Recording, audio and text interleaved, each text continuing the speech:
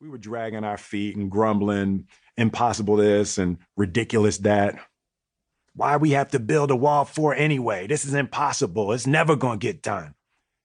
Daddy-O overheard us, threw down his tools, and marched over to where we were yapping. He snatched a brick out of my hand and held it up in front of us. Stop thinking about the damn wall, he said. There is no wall. There are only bricks.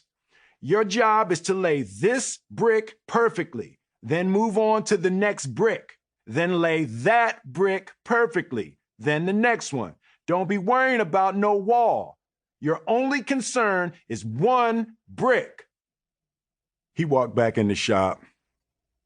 Me and Harry just looked at each other, shook our heads. Old boy is a kook. And just went back to mixing. Some of the most impactful lessons I've ever received, I've had to learn in spite of myself.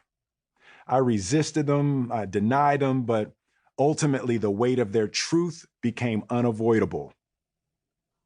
My father's brick wall was one of those lessons. The days dragged on, and as much as I hated to admit it, I started to see what he was talking about. When I focused on the wall, the job felt impossible, never ending. But when I focused on one brick, everything got easy. I knew I could lay one damn brick well. As the weeks passed, the bricks mounted, and the hole got just a little bit smaller. I started to see that the difference between a task that feels impossible and a task that feels doable is merely a matter of perspective. Are you paying attention to the wall, or are you paying attention to the brick? Whether it was acing the tests to get accepted into college, hitting it big as one of the first global hip hop artists, or constructing one of the most successful careers in Hollywood history.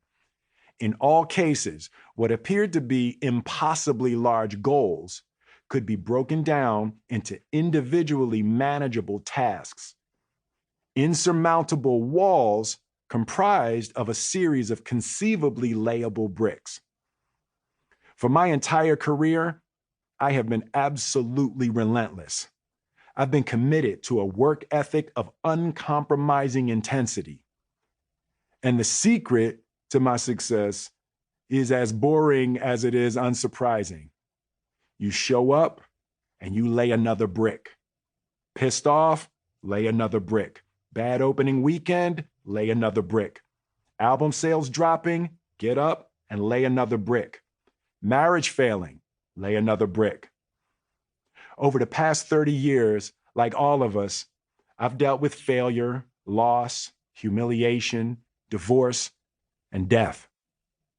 I've had my life threatened, my money taken away, my privacy invaded, my family disintegrated. And every single day, still, I got up, mixed concrete, and laid another brick. No matter what you're going through, there is always another brick sitting right there in front of you, waiting to be laid. The only question is, are you going to get up and lay it? I've heard people say that a child's personality is influenced by the meaning of their name. Well, my father gave me my name. He gave me his name. And he gave me my greatest advantage in life, my ability to weather adversity. He gave me will. It was a cold, overcast day, nearly a year after my brother and I had begun. By that time, the wall had become such a fixture in my life that thoughts of finishing it felt like delusions. Like if we ever did finish, there would tragically be another hole right behind it that immediately needed to be filled. But on that frigid September morning, we mixed the final pile, filled the final bucket, and laid the final brick. Daddy-O had been standing there watching the last few bricks being set into place. Cigarette in hand, he stood quietly admiring our work. Harry and I set and leveled the final brick. Then